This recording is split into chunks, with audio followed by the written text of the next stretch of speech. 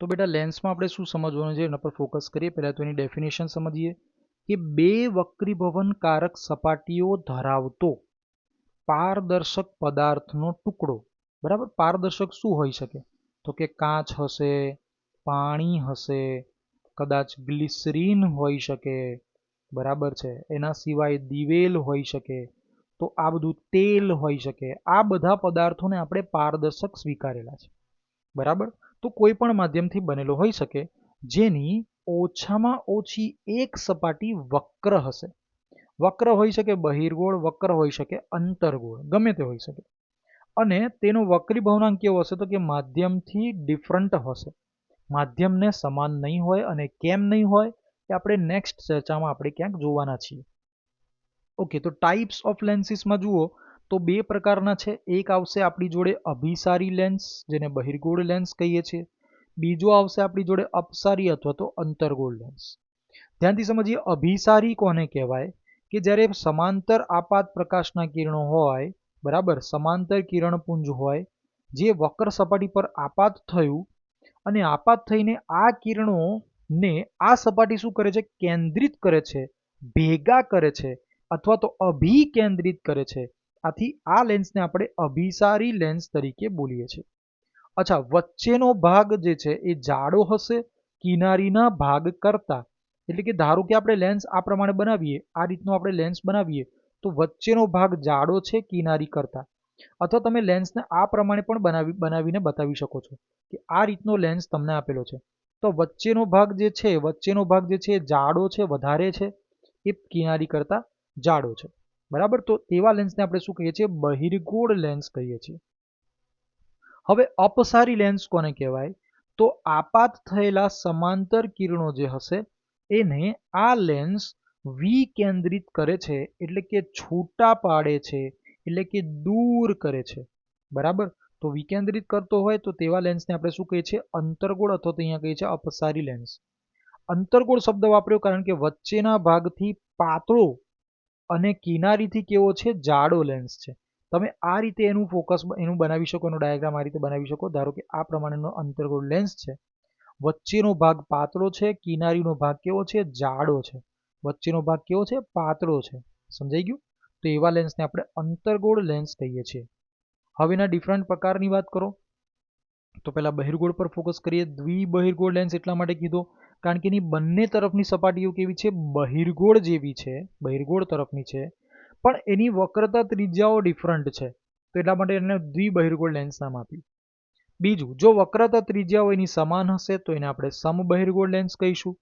એક તરફની સપાટીની સમતલ હશે તો આર બરાબર ઇન્ફાઇનાઇટ થઈ જશે, એવાને આપણે સમતલ બહિર્ગોળ લેન્સ કહીએ છીએ. એક તરફની સપાટી અંતર્ગોળ, બીજી તરફની સપાટી બહિર્ગોળ છે તો એને અંતર્ગોળ બહિર્ગોળ લેન્સ કહીએ છીએ. અચ્છા, પ્રકાશના કિરણો જે આ દિશામાંથી આવતા હશે તો એના માટે આર નેગેટિવ છે. દર વખતે આપણે નેગેટિવ કે પોઝિટિવ લેવું સંભવ નથી. બની શકે કે આ જ પ્રકાશના કિરણો ઊંધી દિશામાંથી આવતા હોય, એટલે કે જો આપણે એમ કહી દઈએ કે પ્રકાશના કિરણો આ તરફથી આવતા હોય તો પણ લેન્સ તો બદલાયો જ નથી, તો એ વખતે આર1ની વેલ્યુ અને આર2ની વેલ્યુ પ્રકાશના કિરણની દિશામાં પોઝિટિવ મળશે. બરાબર, તો આને આપણે અંતર્ગોળ બહિર્ગોળ લેન્સ કહીએ છીએ. આગળ અંતર્ગોળ લેન્સના પ્રકાર જુઓ તો દ્વિઅંતર્ગોળ, જેવો દ્વિબહિર્ગોળ હતો એવો જ દ્વિઅંતર્ગોળ. સમ અંતર્ગોળ, જેવી રીતે બહિર્ગોળ હતો એવી રીતે અંતર્ગોળ. હવે સાદી એક ટર્મિનોલોજી સમજો, ભાષાનો ફરક સમજો. ક્યારેક તમને સીધું જ લખીને આપી દીધેલું હોય છે બહિર્ગોળ લેન્સ, કાં તો સીધું જ લખીને આપેલું અંતર્ગોળ લેન્સ. એનો મતલબ કે એની બંને તરફની વક્રતા ત્રિજ્યાઓ સમાન છે. જો નહીં સમાન હોય તો તમને આર1 ને આર2ની વેલ્યુઝ આપી દીધેલી હશે, કહી દીધેલું હશે કે તમારે આ પ્રમાણે લેવાનું છે. બરાબર, સમજજો. ત્રીજું છે સમતલ અંતર્ગોળ લેન્સ, એટલે કે એક તરફની સપાટી સમતલ, એટલે કે એના માટે આર બરાબર શું બનશે? ઇન્ફાઇનાઇટ. એક તરફની સપાટી એના માટે અંતર્ગોળ બની ગઈ. બીજું છે બહિર્ગોળ અંતર્ગોળ લેન્સ, એટલે કે એક તરફની સપાટી આ રીતે બહિર્ગોળ છે, બીજી તરફની સપાટી અંતર્ગોળ છે. બંને કિસ્સામાં ફરીથી પોઝિટિવ હોવું દર વખતે જરૂરી એટલા માટે નથી કારણ કે બની શકે પ્રકાશના કિરણો બીજી તરફથી આવતા હોય. આપણે માની લઈએ કે અત્યારે ટેમ્પરરી પ્રકાશના કિરણો આ દિશામાંથી આવે છે, બરાબર, તો આરને આ દિશામાં જોવા જઈએ તો આર પોઝિટિવ મળશે. પણ જો પ્રકાશના કિરણો આ તરફથી આવતા હોય તો આ દિશામાં જવા જતાં હવે વિચારો કે આર તો પાછું તમારે ઊંધું જવું પડ્યું, પ્રકાશના કિરણો આ દિશામાંથી આવે છે, આર બંનેની શોધવા માટે ઊંધું જવું પડ્યું, તો આર તે વખતે નેગેટિવ બની શકે છે. બંને સંભાવનાઓ શક્ય છે. ચાલો આગળ સમજીએ. પ્રકાશીય કેન્દ્ર કોને કહેવાય? તો આપાત કિરણ વિચલન પામ્યા વગર જે બિંદુમાંથી પસાર થઈ જાય એને ઓપ્ટિકલ સેન્ટર કહેવામાં આવે છે, પ્રકાશીય કેન્દ્ર કહેવામાં આવે છે. આ એક C1 પોઈન્ટ છે, એક C2 પોઈન્ટ છે. જો ઓપ્ટિકલ સેન્ટરમાંથી પ્રકાશના કિરણો નીકળ્યા તો એ સીધા પસાર થઈ જશે, ચાહે પછી એ બહિર્ગોળ લેન્સ હોય કે અંતર્ગોળ લેન્સ હોય. મુખ્ય અક્ષો અને કોને કહેવાય? બંને કેન્દ્રો C1 C2 ને જોડતી રેખાને આપણે શું કહીએ છીએ? તેની મુખ્ય અક્ષ કહીએ છીએ. વોટ ઇઝ મુખ્ય કેન્દ્ર? લેન્સ પાસે બે મુખ્ય કેન્દ્ર છે, આપણે ગયા કિસ્સામાં જોઈ ગયા હતા. એક મુખ્ય કેન્દ્ર પ્રથમ મુખ્ય કેન્દ્ર છે, એના પર જો બિંદુવત વસ્તુ મૂકવામાં આવે તો પ્રતિબિંબ અનંત અંતર રચાય, જે આપણે પહેલા શીખી ગયા હતા. જેમ કે આપણે અહીંયાથી પ્રકાશના કિરણો નીકળી રહ્યા છે, મુખ્ય કેન્દ્ર પર એક વસ્તુ મૂકેલી છે, તો પ્રકાશના કિરણો કેવા બની ગયા? વક્રીભવન પામ્યા બાદ સમાંતર થઈ ગયા મુખ્ય અક્ષને, એટલે કે પ્રતિબિંબ અંતર હવે તમને ઇન્ફાઇનાઇટ મળશે, જ્યારે વસ્તુ અંતર તમને કેન્દ્ર લંબાઈ જેટલું મળશે. સિમિલર કેસ અંતર્ગોળમાં પણ શક્ય છે. પ્રકાશના કિરણો જે આ પ્રમાણે આવ્યા એ સીધા ક્યાં ભેગા થયા? તો કે F પાસે. એટલે હવે તમારા માટે વસ્તુ ઓબ્જેક્ટ આભાસી હશે. કેવું હશે? આભાસી વસ્તુ હશે. આના માટે પ્રકાશના કિરણો કેવા થઈ ગયા? સમાંતર બની ગયા, તો પાછું પ્રતિબિંબ કેવું થઈ ગયું? ઇન્ફાઇનાઇટ પર જતું રહ્યું. વોટ ઇઝ દ્વિતીય મુખ્ય કેન્દ્ર? ફરીથી સમજો, દ્વિતીય મુખ્ય કેન્દ્ર કોને કહીએ છીએ? તો જે બિંદુ પર મતલબ કે એમ વિચારીએ કે સપાટી પર અનંત અંતરથી આપાત થતા, એટલે કે ઇન્ફાઇનાઇટથી આપાત થતા હોય તો મુખ્ય અક્ષને સમાંતર બની જશે. એવા કિરણો જે બિંદુએ ભેગા થાય તો એને આપણે દ્વિતીય કેન્દ્ર બિંદુ કહીએ છીએ, દ્વિતીય મુખ્ય કેન્દ્ર કહીએ છીએ. સિમિલરલી કોના માટે છે? તો કે આના માટે પણ છે. આના માટે વિચારીએ તો અહીંયા બહિર્ગોળ માટે વિચારવા જઈએ તો બહિર્ગોળ માટે કેન્દ્ર પર વાસ્તવિક રીતે ભેગા થાય છે, જ્યારે અંતર્ગોળ માટે પ્રકાશના કિરણો વિકેન્દ્રિત થાય છે, છૂટા પડે છે, અને છૂટા પડતા હોય તો એને એક્સટેન્ડ કરતા ખબર પડી કે જે બિંદુ પર ભેગા થયા તેને આપણે દ્વિતીય કેન્દ્ર બિંદુ, દ્વિતીય મુખ્ય કેન્દ્ર કીધું છે. બરાબર? તો આ રીતે થઈ ગયું આપણા માટે બંને કેન્દ્રોની સંભાવનાઓ. જો પ્રથમ મુખ્ય કેન્દ્ર કેવી રીતે અને દ્વિતીય મુખ્ય કેન્દ્ર કેવી રીતે. વોટ ઇઝ કેન્દ્ર લંબાઈ? તો આપણે કહીએ લેન્સના ઓપ્ટિકલ સેન્ટર અને મુખ્ય કેન્દ્રને જોડતી રેખાના અંતરને આપણે કહીએ છીએ, વચ્ચેના અંતરને કહીએ છીએ કેન્દ્ર લંબાઈ. એ તો બહુ ડેફિનેટ શ્યોર છે, આપણે પહેલા બી શીખી ગયા છીએ કે આ O અને F વચ્ચેના અંતરને શું કહીએ છીએ? કેન્દ્ર લંબાઈ. હવે એપર્ચર શબ્દ પર થોડો ફોકસ કરજો. નવો શબ્દ છે, કદાચ તમે અરીસાના કિસ્સામાં નથી ભણ્યા તો આ વખતે શીખી લેજો. લેન્સના વર્તુળાકાર ક્ષેત્રનો અસરકારક વ્યાસ જેમાં લેન્સ દ્વારા પ્રકાશ પ્રવેશે છે, એટલે કે આખા લેન્સનો આટલો વિસ્તાર. આપણે તો સિલેક્ટિવ 3 કિરણો અહીંયા વિચારે હતા, સિલેક્ટિવ 3 કિરણો વિચારે છે, પણ આવતા હોય પ્રકાશના કિરણો જે એક્સ્ટ્રીમ પોઈન્ટ્સ પરથી બધા જ પ્રકાશના કિરણો જેટલા હોઈ શકે, અનંત પ્રકાશના કિરણો આ રીતે અહીંયા આની પર આપાત થઈ શકે, અને બધા ભેગા ક્યાં થશે? તો કે F પર અહીંયા ભેગા થશે. તો આ જે અનંત વિસ્તારમાં મતલબ કે આટલા વિસ્તારમાં અનંત કિરણો જે આવી રહ્યા છે, તો આ વિસ્તાર જે છે, આ ડાયામીટર પોઈન્ટ જે છે, એને આપણે શું નામ આપી દીધું છે? એપર્ચર. એટલે આપણે એને સાદી ભાષામાં દર્પણ મુખ પણ કહીએ છીએ. બરાબર? બીજી એક મોસ્ટ ઇમ્પોર્ટન્ટ લાઈન જે છે એને યાદ રાખવાની છે. લેન્સ દ્વારા રચાતા પ્રતિબિંબની તીવ્રતા I એ એપર્ચર એટલે કે દર્પણ મુખના વર્ગના સમપ્રમાણમાં હોય છે. આપણે આવું વેવ્સમાં ક્યાંક શીખ્યા હતા કે I ચલે છે A નો સ્ક્વેર. જ્યાં A કોણ હતો ત્યાં કંપ વિસ્તાર હતો, પણ અહીંયા કંપ વિસ્તાર નથી, અહીંયા કોણ છે? દર્પણ મુખ છે. એટલે બધું ભેગું ના થાય એનું ખાસ ધ્યાન રાખજો. બરાબર? હા, તે કિસ્સામાં પણ I બરાબર તીવ્રતા જ હતી. હવે આપણે ફોકસ કરીએ આપણા સેકન્ડ મોસ્ટ ઇમ્પોર્ટન્ટ ઇક્વેશન પર. લેન્સની અંદર લેન્સ મેકર્સ ફોર્મ્યુલા કેવી રીતે બને છે એની થિયરી. બિલકુલ ફોકસ કરજો, એકદમ મજાથી ભણજો, શાંતિથી. એક લેન્સ વડે રચાતું પહેલા તો પ્રતિબિંબ સમજીએ, પછી લેન્સનું કોમ્બિનેશન જોઈશું જેમાં 2 લેન્સથી રચાતા પ્રતિબિંબ હશે, 5 લેન્સ હોય, 10 લેન્સ હોય એનાથી રચાતા પ્રતિબિંબ હશે, કાં તો પછી ભવિષ્યમાં એના પછી આવશે લેન્સ અને અરીસો. અરીસામાં વક્ર અરીસાની અંદર પાછું બની શકે કે અંતર્ગોળ અરીસો છે, બહિર્ગોળ અરીસો છે. લેન્સ અંતર્ગોળ કે બહિર્ગોળ થઈ જાય છે, એના એકોર્ડિંગલી તમારા ફાઇનલ પ્રતિબિંબના આન્સર્સ બદલાતા જશે. તો ફર્સ્ટ ઓફ ઓલ પહેલી થિયરી શું છે? એક લેન્સ દ્વારા રચાતું પ્રતિબિંબ. એકદમ સિમ્પલ ધીરેથી શરૂઆત કરીએ. તમારી જોડે જે ડાયાગ્રામ આપ્યો છે એમાં બે સપાટી છે, સપાટી એ, સપાટી બી. એપર્ચરનું ડિસ્ટન્સ XY આપી દીધું છે, બરાબર. હવે વસ્તુ O પાસે પડી છે તો O થી આટલું અંતર જે બનશે એ U અંતર બનશે. માધ્યમનો વક્રીભવનાંક મ્યુ મીડિયમ તરીકે આપેલો છે. આપણે એમ કહી શકીએ કે મ્યુ એલ જેટલો વક્રીભવનાંક ધરાવતો એક લેન્સ છે અને આ જે લેન્સ છે એ મ્યુ એમ વક્રીભવનાંક ધરાવતા માધ્યમમાં મૂકેલો છે. અને માધ્યમમાંથી આવતા પ્રકાશના કિરણો અસંખ્યમાંથી આપણે સિલેક્ટિવ બે વિચાર્યા એ O બિંદુ પાસે ટકરાશે, પણ કેવી રીતે એ આપણે શાંતિથી સમજીએ. પહેલાં તો સપાટી એ છે, પહેલી સપાટીથી વક્રીભવન પામીને એક મીડિયેટર ઇમેજ બન્યું, મધ્યક આપણે કહીએ કે જે ફાઇનલ ઇમેજ નથી, વચ્ચેનું કોઈ ઇમેજ છે. તો પહેલી સપાટીને કારણે ખાલી તમને એક ઇમેજ અહીંયા પ્રાપ્ત થઈ, બરાબર. આ ઇમેજ બીજી સપાટી માટે વસ્તુ તરીકે વર્તશે અને એનું ફાઇનલ ઇમેજ અહીંયા રચાવશે. એટલે એક રીતે જોવા જઈએ તો આખા લેન્સ દ્વારા વસ્તુનું ફાઇનલ પ્રતિબિંબ અહીંયા ક્યાંક મળે છે.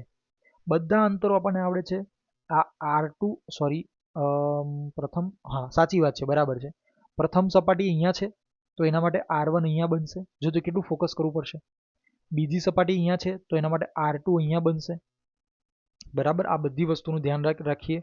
પહેલું વસ્તુ અંતર અહીંયા છે, મીડિયેટર ઇમેજ વચ્ચેની ઇમેજ માટે V' પ્રતિબિંબ અંતર અહીંયા છે.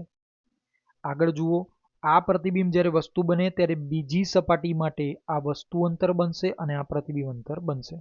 બધો જ ડેટા ઇન્ફોર્મેશન ક્લિયર છે. તો બેસિક ફોર્મ્યુલા કયો હતો આપણો, જે જૂની થિયરીમાં હતો તેને આગળ ચલાવીએ. પ્રથમ સપાટી માટે μ2/v માઇનસ μ1/u બરાબર μ2 માઇનસ μ1/r.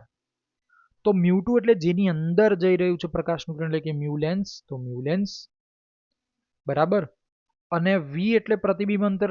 અત્યારે ટેમ્પરરી આપણા માટે શું છે, અત્યારે ટેમ્પરરી આપણા માટે શું છે, આ વેલ્યુ છે, આ v' બરાબર, પ્રતિબિંબ અંતર. માઇનસ μ1 એટલે વસ્તુ જે માધ્યમમાં પડી છે, જે જ્યાંથી પ્રકાશના કિરણો આવે છે, તો mu medium divided by u, એના બરાબર mu lens minus mu medium μ2 minus μ1 divided by r. તો પહેલી સપાટી માટે કેટલું બનશે, તો કે R1 બનશે. અચ્છા, R1 પોઝિટિવ મળશે. આગળ વિચારો બીજી સપાટી માટે કેવી રીતે લખીએ. તો બીજી સપાટી માટે હવે થોડું ફોકસ કરજો ધ્યાનથી, બરાબર. ઝૂમ આઉટ કરું છું, કદાચ તમે ટ્રાય કરી લેજો. તો બીજી સપાટી માટે કેવું થાય છે, આ આપણા માટે બીજી સપાટી છે, બરાબર. આ એના માટે વસ્તુ છે, વસ્તુ. આ એના માટે પ્રતિબિંબ છે. તો ધ્યાનથી જોજો. હવે પ્રકાશનું કિરણ બીજી સપાટીને શું લાગે છે, પ્રકાશનું કિરણ અહીંયાથી આવે છે, એટલે μ1 એના માટે મ્યુ લેન્સ બની ગયા અને જાય છે કયા માધ્યમમાં, તો કે મ્યુ મીડિયમ વાળા માધ્યમમાં. એટલે આ બધું બિલકુલ શાંતિ સમજો. જે માધ્યમમાં જાય છે μ2 હતા, તો μ2 બરાબર હવે મ્યુ મીડિયમ બની ગયા, બરાબર. કેવી રીતે બધું ઇન્ફોર્મેશન ચેન્જ થાય છે એના પર પણ ધીરે ધીરે ફોકસ કરતા રહેવું. માઇનસ જે માધ્યમમાંથી આવ્યો પ્રકાશનું કિરણ બીજી સપાટી માટે એવું છે ને, એટલે ધ્યાનથી. તો mu lens divided by v', કારણ કે એ હવે આપણા માટે શું છે, વસ્તુનું અંતર છે, એના બરાબર μ2 માઇનસ μ1/r. આ બધી ઇન્ફોર્મેશન લખીએ અને થોડું એડજસ્ટ કરતા જઈએ કે આને આપણે માઇનસ તરીકે લખીને mu lens minus mu medium તરીકે જો આ રીતે આપણે સેટ કર્યું, બરાબર. પહેલું ઇક્વેશન, બીજું ઇક્વેશન, બંને ઇક્વેશન્સને આપણે સરવાળો કરી દઈએ. ડાબી બાજુવાળા પદોને ડાબી બાજુમાં સરવાળો, જમણી બાજુવાળા પદોને જમણી બાજુમાં સરવાળો. તો શું થાય, ફરીથી એકવાર જુઓ. Mu lens by v' minus mu medium by u plus mu medium by v minus mu lens by v'. તો આ બે ઇક્વેશન્સ તો કેન્સલ આઉટ થઈ ગયા. સામે શું મળે છે, mu lens minus mu medium by r1 minus mu lens by mu medium by r2. આટલી ક્લિયર થઈ ગઈ ઇન્ફોર્મેશન. હવે ધ્યાનથી જોવા જાઓ તો શું મળે છે તમને અહીંયાથી, આ બે પદો તો કેન્સલ થઈ ગયા. તો આમાંથી મ્યુ મીડિયમ કોમન નીકળે ને, તો કાઢી લીધા. હવે પ્લસ વાળું પદ પહેલા લખ્યું, માઇનસ વાળું પદ પછી લખ્યું. અને આગળ વિચારવા જાવ તો mu lens by minus mu medium આપણે પ્રીડિફાઇન, જો પ્રોએક્ટિવ થિંકિંગ કહેવાય એને, બરાબર. તો આ બે પદોને આપણે બહાર કાઢી લીધા, વચ્ચે માઇનસ હતું એનું યાદ રાખ્યું, R1 પોઝિટિવ છે, R2 નેગેટિવ છે, એને ધ્યાનમાં રાખતા લખ્યું. તો આપણા માટે લેન્સ મેકર્સ ફોર્મ્યુલા તૈયાર થઈ ગયો છે, જે કેવી રીતે લખવામાં આવે છે, -1/u + 1/v બરાબર mu lens minus mu medium divided by mu medium બ્રેકેટમાં 1/r1 - 1/r2. તમારે આવું ના લખવું હોય તો મ્યુ મીડિયમ વડે બંનેને ભાગાકાર કરી નાખો. તો આ એક એકચ્યુઅલ ઇક્વેશન છે આપણા માટે, જે બહુ જ ઇમ્પોર્ટન્ટ સમીકરણ છે. આગળ ઘણા બધા ક્વેશ્ચન્સ એનાથી સોલ્વ થશે. આ ઇક્વેશનને આપણે લેન્સ મેકર્સનું સૂત્ર કહીએ છીએ, ધ મોસ્ટ ઇમ્પોર્ટન્ટ સમીકરણ. આગળ, જો અનંત અંતરે વસ્તુ મૂકવામાં આવે તો u બરાબર ઇન્ફાઇનાઇટ અને v બરાબર f છે. જો ધ્યાનથી સમજો, ફરીથી આ બહિર્ગોળ લેન્સ લીધો તો આપણે, તો બહિર્ગોળ લેન્સના ચક્કરમાં જુઓ, વિચારો, અનંત અંતરે વસ્તુ મૂકેલી છે તો f પાસે ભેગા થાય છે, તો v બરાબર f થઈ ગયા અને u બરાબર ઇન્ફાઇનાઇટ થઈ ગયા. એમ તો માઇનસ ઇન્ફાઇનાઇટ થાય, બરાબર. તો એ પ્રમાણે આપણે વિચારવા જઈએ તો વેલ્યુઝ પ્લેસ કરતા આપણે શું મળે છે? આ 0 થઈ ગયા, 1/f થઈ ગયા, બરાબર આ કિંમત અને આ કિંમત, બરાબર. જે હતું એ સમીકરણને ફોલો કરતા રહ્યા, આગળ ને આગળ ચલાવતા રહ્યા. તો વિચારવા જાઓ તો અહીંયા તમને ઇક્વેશન શું પ્રાપ્ત થાય છે? તો આ મળે છે 1/f બરાબર આટલું સમીકરણ. આ સમીકરણ અને આ સમીકરણ તો સેમ છે. જો સેમ હોય તો 1/v - 1/u બરાબર 1/f મળવા જોઈએ, જેને આપણે લેન્સનું સૂત્ર કહીએ છીએ. બેટા યાદ કરો, અરીસાનું સૂત્ર શું હતું? 1/v + 1/u બરાબર 1/f. આ અરીસાનું સૂત્ર હતું. કોનું હતું બેટા? અરીસાનું. જ્યારે હવે લેન્સનું સૂત્ર શું થઈ ગયું? 1/v - 1/u બરાબર 1/f થઈ ગયું. ધ મોસ્ટ ઇમ્પોર્ટન્ટ ઇક્વેશન્સ, તમારી સ્ક્રીન સામે જે ઇક્વેશન્સ દેખાય છે, લેન્સના કન્સેપ્ટમાં ધ મોસ્ટ ઇમ્પોર્ટન્ટ સમીકરણો છે, બરાબર છે. આપણે R1 R2 બે ડિફરન્ટ એટલા માટે રાખ્યા છે કે સંભાવના છે કે એ બહિર્ગોળ લેન્સ હોય તો બંને સપાટીઓ બહિર્ગોળ હોય અને બંનેની વક્રતાઓ, ત્રિજ્યાઓ ડિફરન્ટ પણ હોઈ શકે. સિમિલર વસ્તુ અંતર્ગોળ માટે પણ શક્ય છે. ચાલો આગળ જોઈ લઈએ. તો આ એક ઇક્વેશન આપણે પહેલેથી ડિફાઇન કરી રાખ્યું, અલગથી બનાવી રાખ્યું, જ્યારે આપણે પ્રતિબિંબ અંતર શોધવું હોય એના માટે છે, બરાબર. તો જો કે તો પણ યાદ હતું, અરીસાના કિસ્સામાં બી હતું v બરાબર uf/u - f હતું. આ અરીસા માટે હતું, અરીસા માટે હતું ને. પણ જ્યારે લેન્સ માટે શું થઈ ગયું? u + f થઈ ગયું છેદમાં, જોઈ લેજો, બરાબર. તો આ ઇક્વેશન પણ આપણે એક યાદ રાખવાનું છે. ચાલો હવે આપણે ક્વેશ્ચન્સ પર ફોકસ કરીએ.